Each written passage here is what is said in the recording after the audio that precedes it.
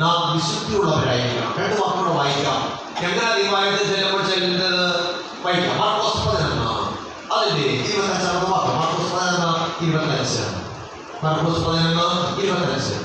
Pastor വ്യക്തമായിട്ട് വായിച്ചാൽ മാർക്കോസ് 11:25 അല്ലെങ്കിൽ ഇതുവരെ വായിക്കാം. മാർക്കോസ് 11. നിങ്ങൾ പ്രാർത്ഥിക്കാൻ നിൽക്കുമ്പോൾ ശ്രദ്ധിച്ചോളെ, നിങ്ങൾ പ്രാർത്ഥിക്കാൻ നിൽക്കുമ്പോൾ സ്വർഗ്ഗസ്ഥനായ നിങ്ങളുടെ പിതാവ് നിങ്ങളുടെ പിഴകളെയും ക്ഷമിക്കേണ്ടതിന് നിങ്ങൾക്ക് ആരോടെങ്കിലും വല്ലതും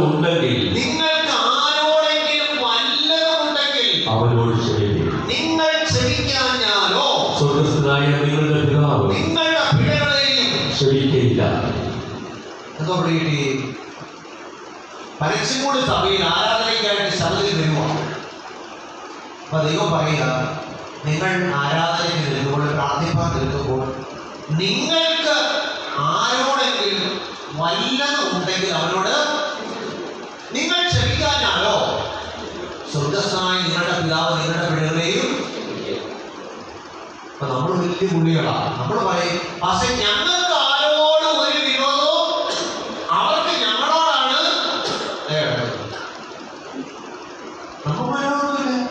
അവർക്ക് ഞങ്ങളോടാണ്. അപ്പൊ നമ്മൾ എന്തോ ചെയ്യും? മത്തായി 5:23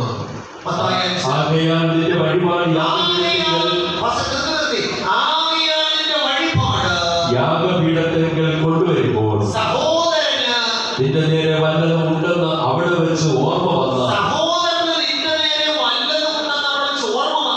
നിന്റെ വഴിപാട് അവിടെ യാഗപീഠത്തിന്റെ മുമ്പിൽ വെച്ചേച്ച് സഹോദരനോട് നിരന്നുകൊള്ള നിന്റെ വഴിപാട് കഴിക്കാൻ. ആദ്യം പറഞ്ഞു, നമുക്ക് ആരോടെങ്കിലും വല്ലതുണ്ടെങ്കിൽ ക്ഷമിക്കണം. നമുക്ക് ആരോടും ഒരു കുഴപ്പവും അവരാഗ്രഹിച്ചാണ് ചെന്നത്. നമ്മൾ കിട്ടാൻ ചെന്നിട്ട് തള്ളയാണ് പടയിൽ പിടിച്ച് നമ്മൾ ബോധമുണ്ട്. ഓക്കെ, അപ്പൊ ഞങ്ങൾക്ക് വിരോധമൊന്നുമില്ല. അപ്പൊ ദൈവം പറയുകയാണ്, നീ ആരാധനയ്ക്ക് വരുമ്പോൾ, നിന്റെ വഴിപാട് യാഗപീഠത്തിൽ കൊണ്ടുവരുമ്പോൾ സഹോദരന് നിന്റെ നേരെ വല്ലതും ഉണ്ടെന്ന് അവിടെ വെച്ച് ഓർമ്മ വന്നാൽ നീ യാഗം വരട്ടെ, ഒന്നാമത് ഞാൻ നിരന്നിട്ട് പോവാം. അപ്പൊ ഇങ്ങോട്ട് വിരോധമുണ്ടെങ്കിലും അങ്ങോട്ടുണ്ടെങ്കിലും ആര് നിരപ്പാവണം? ഞാൻ നിരപ്പാകണം. പിടികിട്ടിയോ? അപ്പൊ ദൈവാലയത്തിൽ കടന്നു വരുമ്പോൾ വിശുദ്ധിയോടും വിശുദ്ധ വസ്ത്രാലങ്കാരത്തോടും ദൈവത്തെ ആരാധിക്കണം. അപ്പൊ ദൈവസ്ഥലിൽ കടന്നു വരുമ്പോൾ ആരോടും ഒരു പകയും വിദ്വേഷവും മനസ്സിൽ പാടില്ല. മറ്റുള്ളവർക്ക് നമ്മോടുണ്ടെങ്കിൽ നമ്മൾ അവരോട് എന്ത് ചെയ്യണം? നിരപ്പ് പ്രാപിക്കണം. ഇല്ലെങ്കിൽ നമ്മുടെ പ്രാർത്ഥനയൊന്നും, നമ്മുടെ കർത്തൃപ്രാർത്ഥന ചൊല്ലുമല്ലോ, എന്താ ചൊല്ലുന്നത്? സ്വർഗ്ഗസ്ഥനായ ഞങ്ങളുടെ പിതാവേ, അങ്ങയുടെ നാമം വിശുദ്ധീകരിക്കപ്പെടണമേ, അങ്ങയുടെ രാജ്യം വരണമേ, അങ്ങയുടെ ഇഷ്ടം സ്വർഗ്ഗത്തിലെ പോലെ ഭൂമിയിലുമാകണമേ, ഞങ്ങൾക്ക് ആവശ്യമുള്ള ആഹാരം തരണമേ. മകളെ, ഞങ്ങളുടെ കടക്കാരോട് ഞങ്ങൾ ക്ഷമിച്ചിരിക്കുന്നത് പോലെ ഞങ്ങളുടെ കടങ്ങളും ദോഷങ്ങളും. ചില പിതാക്കന്മാർ അങ്ങനെയല്ല പ്രാർത്ഥിക്കുന്നത്. ഞങ്ങളുടെ കടന്നു ദോഷങ്ങളോട് ചോദിക്കാറുണ്ട്. സ്പീഡിൽ പറയുന്ന ഞങ്ങളുടെ കടന്നു ദോഷങ്ങളോട്, അതല്ല പ്രാർത്ഥന. ആദ്യം പറയുന്നോളം പാടില്ല. ഞങ്ങളുടെ കടക്കാരോട് ഞങ്ങൾ ക്ഷമിച്ചിരിക്കുന്നത് പോലെ ഞങ്ങളുടെ കടങ്ങളും ദോഷങ്ങളും ഞങ്ങളോട് ക്ഷമിക്കും. എന്തായാലും അർത്ഥം, കർത്താവേ, ഞാൻ എന്നോട് ദേഷിച്ചിരിക്കുന്നവരോടും എന്നോട് പിണക്കത്തിരിക്കുന്നവരോടും എങ്ങനെ ക്ഷമിക്കുന്നുവോ അതുപോലെ അങ്ങ് എന്നോട് ക്ഷമിക്കണം. നല്ല കാര്യം കഴിക്കും. എന്തിരിക്കും? ഇപ്പൊ കർത്തൃപ്രാർത്ഥന പല പുള്ളികളിൽ ചൊല്ലാത്ത കാരണം ഇതാ. ചില ചൊല്ലത്തില്ല, പേടിച്ച്. ഇതാ ഞങ്ങൾക്ക് വരെ പ്രാർത്ഥിക്കാറില്ല, നിങ്ങളെ ഞങ്ങളെ പ്രാർത്ഥിക്കാനും പഠിപ്പിക്കേണ്ട. ചൊല്ലാത്ത പ്രധാന കാരണം ഇതാ. വർഷങ്ങളുടെ പഴക്കമുള്ള പകയും വിദ്വേഷവും മനസ്സിൽ വെച്ചുകൊണ്ട് ഞങ്ങളത് ദൈവത്തെ ആരാധിക്കുന്നു. പരിശുദ്ധാത്മാവേ ശക്തി പകർത്തണമേ എന്ന് എത്ര ഉച്ചത്തിൽ പാടിയാലും വെറുതെ ശക്തി കളയാമെന്നല്ലാതെ അതുകൊണ്ട് യാതൊരു ഗുണവുമില്ല. വർഷങ്ങളുടെ പഴക്കത്തിലിരിക്കുക. ഈ പ്രാർത്ഥന പ്രാർത്ഥിക്കുന്നില്ല. കാരണം ഞങ്ങളുടെ കടക്കാരോട് ഞങ്ങൾ ക്ഷമിച്ചിരിക്കുന്നത് പോലെ ഞങ്ങളുടെ കടകളെ ഞങ്ങളോട് ക്ഷമിക്കണം ഞങ്ങൾ പ്രാർത്ഥിക്കും. അതുകൊണ്ട് അവർ പറയുന്നത് ഞങ്ങൾ വേറെ പ്രാർത്ഥിച്ചോളാം, ഞങ്ങൾ പ്രാർത്ഥിക്കാനായിട്ട് അറിയാം. പ്രിയമുള്ളവരെ, ഒരു കാര്യം മനസ്സിലാക്കുക. ദൈവസ്ഥാനത്തിൽ ആരാധനയ്ക്ക് വരുമ്പോൾ വിശുദ്ധിയോടും വിശുദ്ധ വസ്ത്രാലങ്കാരത്തോടും ദൈവത്തെ ആരാധിക്കണം.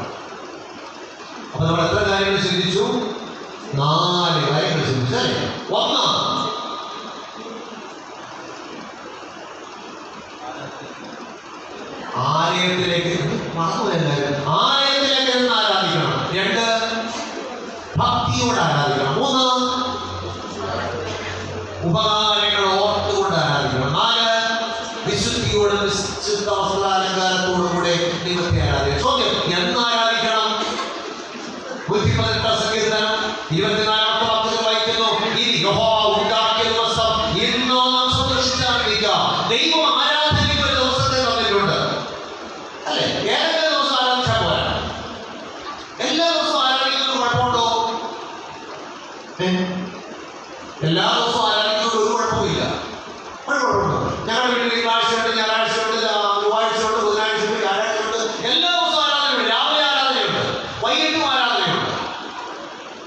പക്ഷേ എല്ലാ ദിവസവും ആരാധിക്കാം. പക്ഷേ വിശുദ്ധ സഭായോഗം കൂടി ആരാധിക്കേണ്ടതിന് ദൈവം ഒരു വിശുദ്ധ ദിവസത്തെ മനുഷ്യവർഗത്തിന് നൽകിയിട്ടുണ്ട്. അതാണ് ആഴ്ചവട്ടത്തിന്റെ 7ാം ദിവസമാകുന്ന വിശുദ്ധ ശബത്ത്. 7ാം ദിവസം തിങ്കൾ 1, ചൊവ്വ 2, ബുധൻ 3, വ്യാഴം 4, വെള്ളി 5, ശനി 6, ഞായർ ശരിയല്ലേ? ഒന്ന് തിങ്കളല്ല അല്ലെ? 1ാം ദിവസം ഏതാണ്? കർത്താവായ യേശുക്രിസ്തു ഉയർത്തെഴുന്നേറ്റത് ആഴ്ചവട്ടത്തിന്റെ 1ാം ദിവസമാണ്. അവൻ ഞായറാണ് 1. ഞായർ 1, തിങ്കൾ 2, ചൊവ്വ 3, ബുധൻ 4, വ്യാഴം 5, വെള്ളി 6, ശനി 7. അപ്പൊ ആഴ്ചവട്ടത്തിന്റെ 7ാം ദിവസം ഏതാണ്? ശനിയാഴ്ചയാണ്. അപ്പൊ ദൈവം ഉൽപ്പത്തിയിൽ 6 ദിവസം കൊണ്ട് സ്ഥലത്തെ സൃഷ്ടിച്ചിട്ട് 7ാമത്തെ ദിവസത്തെ ആരാധനയ്ക്കായിട്ട് കൊടുത്തു അല്ലെ? യേശു ആരാധിച്ചത്, ശിഷ്യന്മാർ ആരാധിച്ചത് എല്ലാം വിശുദ്ധ ശബത്തിലാണ്, 7ാം ദിവസത്തിലാണ്. ഇന്ന് യഹൂദന്മാർക്ക് ആരാധന 7ാം ദിവസമായ ശനിയാഴ്ചയാണ്. ഇനി കർത്താവ് ഭൂമിയിലേക്ക് വരുമ്പോൾ ആരാധന എന്നാ? 7ാം ദിവസമായ ശനിയാഴ്ചയാണ്. 22, 23 നോക്കി വായിച്ചു നോക്കണം. ഞാൻ ഉണ്ടാക്കുന്ന പുതിയ ആകാശവും പുതിയ ഭൂമിയും എന്റെ മുമ്പാകെ നിലനിൽക്കുന്നത് പോലെ നിങ്ങളുടെ പേരും നിങ്ങളുടെ സന്തതിയും എന്റെ മുമ്പാകെ നിലനിൽക്കുന്നത് യഹോവയുടെ ഉറപ്പാണ്. പിന്നെ ശബത്ത് തോറും അമാവാസ്യ തോറും സകല ജഡവും എന്റെ മുമ്പാകെ നമസ്കരിക്കാൻ വരും. അപ്പൊ പുതിയ ആകാശത്തിലും പുതിയ ഭൂമിയിലും നാം എന്ത് ദൈവത്തെ ആരാധിക്കും? വിശുദ്ധ ശബത്തില. ഇവിടെ പറ്റാത്ത പുള്ളികൾക്ക് പ്രയാസമായിരിക്കും. ഇവിടെ ശബത്ത് കേൾക്കുമ്പോഴേ ആളുകൾ കഴിയുക, അയ്യോ അത് യഹൂദന്മാർക്ക് കൊടുത്തതാ, അത് നമുക്കുള്ളതല്ല, അത് പഴയ നിയമകാലത്തുള്ളതാണ്, അത് നമ്മുടെ പുതിയ ക്രിസ്ത്യാനികൾക്കുള്ളതല്ല, അത് കർത്താവ് ക്രൂശിൽ തറച്ചു, അത് നമുക്ക് വേണ്ട എന്നൊക്കെ പറഞ്ഞ് ദൈവകൽപ്പനകൾക്ക് പുറത്തെരിഞ്ഞു നിൽക്കുന്ന ലോകമേ, തിരുവചനം പറയുന്നു, നാം ദൈവത്തെ ആരാധിപ്പാൻ ദൈവം ഒരു വിശുദ്ധ ദിവസത്തെ തന്നിട്ടുണ്ട്. അത് ആഴ്ചവട്ടത്തിന്റെ 7ാം ദിവസമാകുന്ന വിശുദ്ധ ശബത്താണ്. ആ ദിവസത്തെ എങ്ങനെ ആരാധിക്കണം? യെശയ്യാ 58, 13, 14. നീ എന്റെ വിശുദ്ധ ദിവസത്തിൽ നിന്റെ കാര്യാദികൾ നോക്കാതെ ശബത്തിൽ നിന്റെ കാലടക്കി വെച്ച് ശബത്തിനെ ഒരു സന്തോഷമെന്നും യഹോവയുടെ വിശുദ്ധ ദിവസത്തെ ബഹുമാനയോഗ്യമെന്നും പറയുകയും നിന്റെ വേലയ്ക്ക് പോകുകയോ നിന്റെ കാര്യാദികളെ നോക്കുകയോ വ്യർത്ഥ സംസാരത്തിൽ നേരം പോകുകയോ ചെയ്യാതെ വണ്ണം അതിനെ ബഹുമാനിക്കുകയും ചെയ്യുമെങ്കിൽ നീ യഹോവയിൽ പ്രവർത്തിക്കും. ഞാൻ നിന്റെ രക്ഷകന്റെ വാഹനമേറ്റി ഓടുമാറാക്കുകയും നിന്റെ പിതാവായ യാക്കോബിന്റെ അവകാശം കൊണ്ട് നിന്നെ പോഷിപ്പിക്കുകയും ചെയ്യും. യഹോവയുടെ വായല്ലോ അരുളി ചെയ്തിരിക്കുന്നത്. അപ്പോൾ ആഴ്ചവട്ടത്തിന്റെ 7ാം ദിവസമാകുന്ന ശനിയാഴ്ചയായ വിശുദ്ധ ശബത്തിൽ നീ നിന്റെ കാര്യാദികൾ നോക്കരുത്. പിന്നെ കാലടക്കി വെക്കണം. ബാഗ് നോക്കി ജോലിക്ക് പോകരുത്. വിശുദ്ധ ദിവസത്തിൽ വിവാഹത്തിനും വിരുന്നിനും ട്യൂഷനും ചൂരനും ജോലിക്കും കച്ചവടത്തിനും തൊഴിലുറപ്പിനും ഒക്കെ പോകുന്ന സഹോദരങ്ങളെ ദൈവകൽപ്പനകൾ വിരുദ്ധമായി ജീവിക്കുന്നവരാണ്. വിശുദ്ധ ദിവസം ദൈവത്തിന്റെ ആലയത്തിൽ വന്ന് ആരാധിക്കണം. എന്ത് പ്രതികൂലമുണ്ടായാലും, ജോലി പോയാലും വേല പോയാലും ശമ്പളം കിട്ടിയില്ലെങ്കിലും പഠിക്കാൻ ഒത്തില്ലെങ്കിലും വിശുദ്ധ ദിവസത്തിൽ ദൈവത്തെ ആരാധിക്കണം. കഴിഞ്ഞ ആഴ്ച എൻ്റെ ഇപ്പാപ്പൻ്റെ മോൻ കഴിഞ്ഞ മാസം വീട്ടിൽ വന്ന് എന്നോട് പറഞ്ഞു, 26-ാം തീയതി ശനിയാഴ്ച എൻ്റെ വീടിൻ്റെ പ്രതിഷ്ഠയാണ്, വരണം. പരസ്യകൂടുകാരാണെങ്കിൽ മറുപടി പറഞ്ഞേ വരത്തില്ല. അങ്ങനെ പറഞ്ഞത് മോശമാണ്. അദ്ദേഹത്തോട് അങ്ങനെ പറഞ്ഞ വരത്തില്ല എന്ന് പറഞ്ഞാൽ മോശമാണ്. തിരിച്ചൊരു ചോദ്യം ഞാൻ ചോദിച്ചു.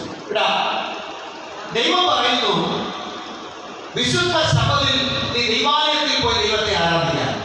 നീ പറയുന്നു വിശുദ്ധ ശബത്തിൽ ഭവനത്തിന്റെ പ്രതിഷ്ഠയ്ക്ക് വരാൻ ഞാൻ ആരെ അനുസരിക്കണം?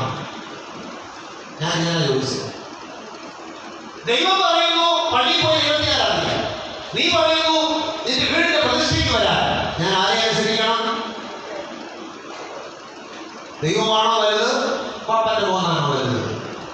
നമ്മെ സൃഷ്ടിച്ച ദൈവം തമ്പുരാൻ പറയുന്നു ദൈവത്തെ ആരാധിക്കുവാൻ.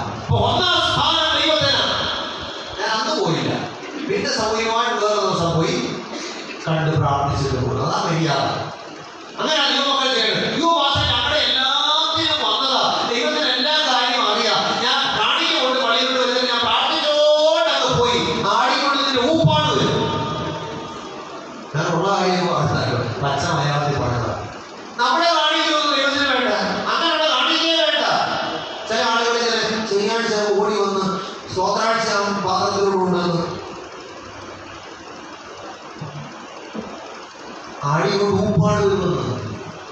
ദൈവത്തിന്റെ വഴികളിൽ നടക്കാതെ, ദൈവത്തിന്റെ വിശുദ്ധ ദിവസത്തെ മാനിക്കാതെ നാം ബോധി വഴിക്ക് പോയാൽ തിരുവചനം പറയുന്നു ദൈവത്തെ വാഴ്ത്തുന്നവരെ ഇത് ഓർത്തുകൊണ്ട് ഇല്ലെങ്കിൽ ഞാൻ നിങ്ങളെ കീറിക്കളയും, വെടിവെപ്പാൻ ആരും ഉണ്ടാകത്തില്ല. നമ്മുടെ കാര്യങ്ങൾ നോക്കാതെ ദൈവത്തെ അതാണ് എന്ത് ചിന്തിച്ചത് സഹോദരന്മാരെ. ഞാൻ ദൈവത്തിന്റെ മനസ്സിൽ ഉറപ്പിച്ച 2026 രണ്ടാമത്തെ മാസത്തിൽ ദൈവത്തിന്റെ പരിശുദ്ധാത്മാവോട് പറയുന്നു, ഞാൻ ദൈവത്തിന്റെ മനസ്സിൽ ഉറപ്പിച്ച നിങ്ങളെ പ്രബോധിപ്പിക്കുന്നത് നിങ്ങൾ ബുദ്ധിയുള്ള ആരാധനയായി നിങ്ങളുടെ ശരീരങ്ങളെ ജീവൻ വിശുദ്ധിയും ദൈവത്തിന് പ്രസാദമുള്ള യാഗമായി സമർപ്പിക്കും. എങ്ങനെ ആരാധിക്കണം? ആലയത്തിലേക്ക് ചെന്ന് ആരാധിക്കണം. 2 ഭക്തിയോടെ ആരാധിക്കണം. 3 ഉപകാരങ്ങൾ ഓർത്ത് ദൈവത്തെ ആരാധിക്കണം. 4 വിശുദ്ധിയോടും വിശുദ്ധ വസ്ത്രാലങ്കാരത്തോടും ദൈവത്തെ ആരാധിക്കണം. എത്ര പേര് തീരുമാനമെടുക്കും?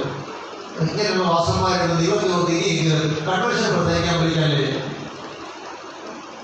അങ്ങനെ തോന്നിയമാർക്കെങ്കിലും ദൈവത്തിന്റെ സ്തോത്രം, ദൈവത്തിന്റെ അനുഗ്രഹിക്കട്ടെ. നല്ല തീരുമാനമെടുക്കും. ഇന്നു മുതൽ ഈ 2026 രണ്ടാം മാസത്തിന്റെ ഈ ദിവസം ഇന്നു മുതൽ 5-ാം തീയതി മുതൽ ഞാൻ തീരുമാനമെടുക്കുന്ന കർത്താവേ, ഇന്നു മുതൽ ഞാൻ ദൈവത്തെ ആ വചനത്തിന്റെ വ്യവസ്ഥ പ്രകാരം ആരാധിക്കും. ഇതുവരെ നമ്മൾ ഉടപ്പിയടിച്ചേക്കാണ്. ഇതുവരെ നമുക്ക് തോന്നിയതുപോലെ രണ്ടിക്കെട്ട ബന്ധത്തിൽ ജീവിച്ചു. പള്ളിയിലെ മഹാവേ അത് പോരാ. ഒരു നല്ല സമർപ്പണം, നിങ്ങളുടെ ശരീരങ്ങളെ ജീവൻ വിശുദ്ധിയും ദൈവത്തിന് പ്രസാദമുള്ള യാഗമായിട്ട് സമർപ്പിക്കണം. എന്താ തീരുമാനം? ഏത് പാഠമാണ് പാടുന്നത്?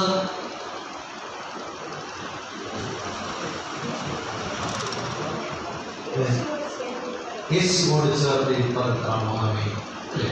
ഒരു സമർപ്പണത്തിന്റെ പാട്ട് പാടിയാലോ? മനസ്സൊരുക്കുക. മനസ്സൊരുക്കുക ഒരു പുതുക്കത്തിനായി, ഒരു പുതുക്കത്തിനായിട്ട് കർത്തൻ യേശു സാക്ഷികളായി നല്ലൊരു തീരുമാനത്തിന്റെ പാട്ട്. ഈ പാട്ട് പാടാൻ ഗായക സംഘം എഴുന്നേൽക്കുന്നു. ആ സമയത്ത് നമ്മളെ തന്നെ സമർപ്പിക്കാൻ ആഗ്രഹിക്കുന്നവർക്ക് ദൈവസ്ഥാനത്തിൽ എഴുന്നേറ്റ് നിൽക്കാം. നമ്മുടെ കരങ്ങളെ അടിച്ച് ഗായക സംഘം ചേർന്ന് നമുക്ക് പാടി ദൈവത്തെ ബന്ധപ്പെടുത്തി നിരന്തരകാല സമർപ്പണത്തിന്റെ പ്രാർത്ഥന പ്രാർത്ഥിച്ച് നമുക്ക് സന്തോഷത്തോടെ പോകാം. മനസ്സൊരുക്കുന്ന നാം ഒരു പുതുക്കത്തിനായി കർത്തൻ യേശു സാക്ഷികളായി എന്നുള്ള മനോഹരമായ പാട്ട് നമുക്ക് ചേർന്ന് കരങ്ങളെ അടിച്ച് പാടി ദൈവത്തെ ബന്ധപ്പെടുത്താം. ദൈവമായി കർത്താവ് സഹായിക്കുവാനാണ്. കൈ കൊണ്ടുവന്ന് എല്ലാവർക്കും കരങ്ങളെ അടിച്ച് പാടും. പുസ്തകത്തിൽ എല്ലാവർക്കും കാണാൻ അറിയാവുന്ന പാട്ടാണ്. എന്താണ്? മനസ്സൊരുക്കുന്ന നാം ഒരു പുതുക്കത്തിനായി. 42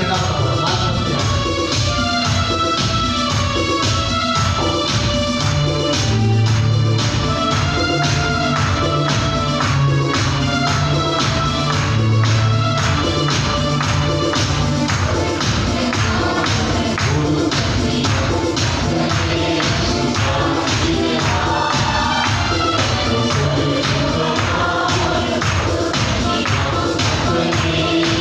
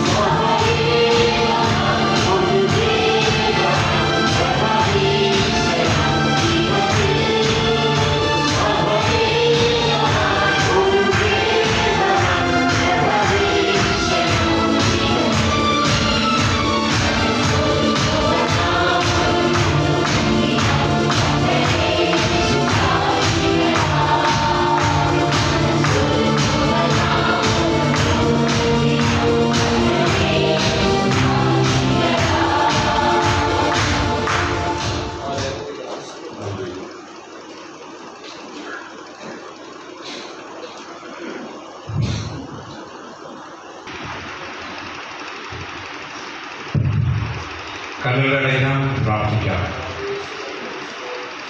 മഹാകാരുണ്യവാനും പരിശുദ്ധനുമായ ദൈവമേ, സ്വർഗീയ പിതാവേ, വാർഷിക കൺവെൻഷന്റെ രണ്ടാമത്തെ ദിവസം വിവിധയിടങ്ങളില്, ഭവനങ്ങളില്, ദേശങ്ങളില് ആയിരുന്നതായ അടിയങ്ങൾക്ക് ഇന്ന് ഈ ആലയത്തിൽ വന്നൊരു ഭാവേ അവരുടെ മാറ്റമില്ലാത്ത വചനങ്ങളെ കുറിച്ച് കേൾപ്പാൻ സർവശക്തനായ ദൈവം ജീവിതത്തിലെ ഒരു അവസരം കൂടെ അടിയങ്ങൾക്ക് ഒരുക്കി തന്ന മഹാദൈവം ഓർത്ത് ഞങ്ങൾ അങ്ങയോട് സ്തോത്രം ചെയ്ത് സ്തുതിക്കുന്ന ഭാവം ഈ ലഭിക്കാതെ അനേക ആളുകൾ ഇന്ന് ജീവിതത്തിൽ കർത്താവെ വിവിധ മേഖലകളിൽ അവരുടേതായ ജീവിതത്തെ കർത്താവെ ജീവിത വഴികളിലായിരിക്കുമ്പോൾ ആളുകൾക്ക് കിട്ടുന്ന കർത്താവെ അങ്ങയുടെ ഇമ്പകരമായ ദൂത് അവിടുത്തെ ദാസനിലൂടെ പരിശുദ്ധാത്മാവിന്റെ നിറയിലൂടെ ഇന്ന് സന്ധിയിൽ രാത്രിയിൽ കേൾക്കുവാൻ സർവശക്തരെ കൃപ ചെയ്തതുകൊണ്ട് ഞങ്ങൾ അവിടുത്തെ സ്തുതിക്കുകയാണ്.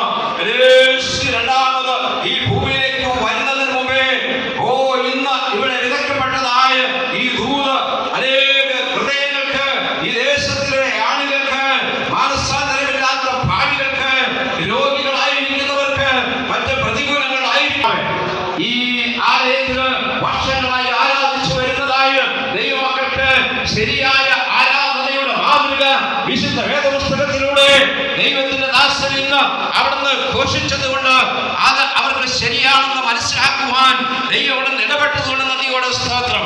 കർത്താവേ, അപ്പോസ്തലനായ പൗലോസ് യഥാർത്ഥ ആരാധനയുടെ മഹത്വത്തെ കുറിച്ച് അവിടുന്ന് പറയുകയുണ്ടായല്ലോ. എങ്ങനെ ആരാധിക്കണം, എവിടെ ആരാധിക്കണം, എന്ന് ആരാധിക്കണം, എപ്രകാരം ആരാധിക്കണം എന്നുള്ളത്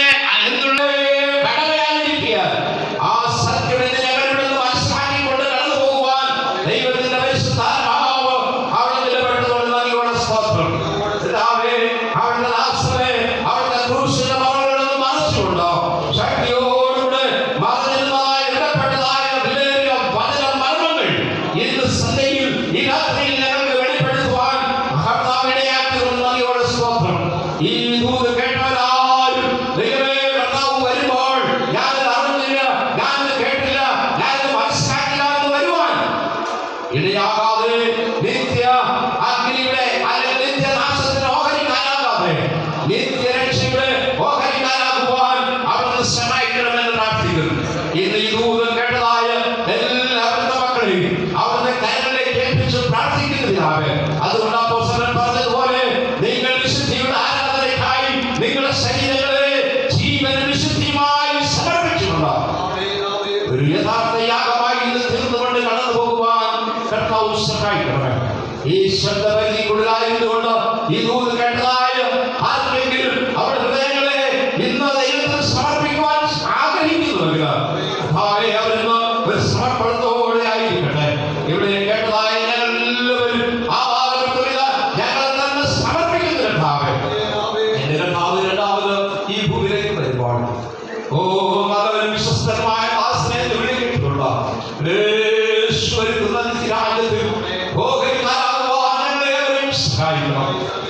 അങ്ങനെ ചെയ്യുന്നതിനുവേണ്ടായി നന്ദിയോടെ സ്തോത്രം. എന്ന് വിശ്വസിക്കുന്നതായിരുന്നതായ എല്ലാ ദൈവത്തിന്റെ ദാസന്മാരെയും ഈ ആലയത്തിലായിരിക്കുന്ന എല്ലാ പ്രിയപ്പെട്ട സഹോദരി സഹോദരങ്ങളെയും കുഞ്ഞുങ്ങളെയും മാതാപിതാക്കളെയും അടികൾക്കായി സംസാരിച്ചവരുടെ ദാസനെയും കർത്താവ് കരങ്ങളിലെടുത്തുകൊണ്ട് സ്തോത്രം. ഞങ്ങളിപ്പോൾ ഈ സമാധാനത്തോടെ ഇത് ശ്രമിച്ചുകൊണ്ട് ഞങ്ങൾ ഭവനങ്ങളിലേക്ക് കടക്കട്ടെ. ദൈവത്തിൽ അടുത്ത നാളിൽ ഞങ്ങൾക്ക് കടന്നു വന്ന് അങ്ങയുടെ മാറ്റമില്ലാതെ കേൾക്കുവാൻ അടികളെ സഹായിക്കണം.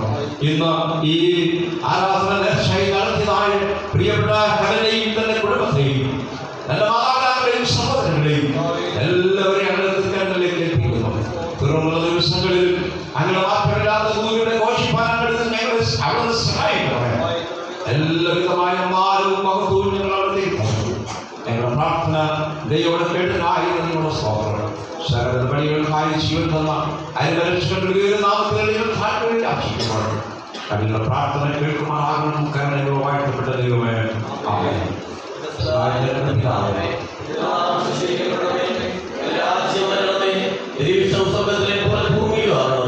ഞങ്ങൾക്ക് ആവശ്യമുള്ള ആഗ്രഹങ്ങൾ തരണമേ.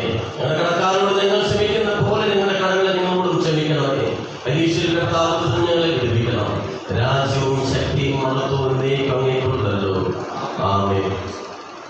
ദൈവത്തിന്റെ സ്നേഹം പുത്രനായ യേശുക്രിസ്തുവിന്റെ കൃപ നമ്മെ വഴി നൽകുന്ന പരിശുദ്ധാത്മാവിന്റെ സമൃദ്ധവാസം കർത്താവേ, ഓർത്ത് പ്രാർത്ഥിച്ച എല്ലാ വിഷയങ്ങളും ഇന്നിവിടെ കടന്നു വന്ന എല്ലാ പ്രിയപ്പെട്ടവരോടും ഇന്ന് വചനം കേട്ട് ദേശനിവാസികളായ എല്ലാ അടികളുടെ സഹോദരങ്ങളോടും കർത്താവെ തുറന്നുള്ള ദിവസങ്ങളിലെ കൺവെൻഷൻ യോഗങ്ങളോടും എല്ലാ പ്രവർത്തനങ്ങളോടും കർത്താവിന്റെ അനുഗ്രഹവും കൃപയും ഇപ്പോഴും എപ്പോഴും എന്നേക്കും ഉണ്ടായിരിക്കുമാറാകട്ടെ.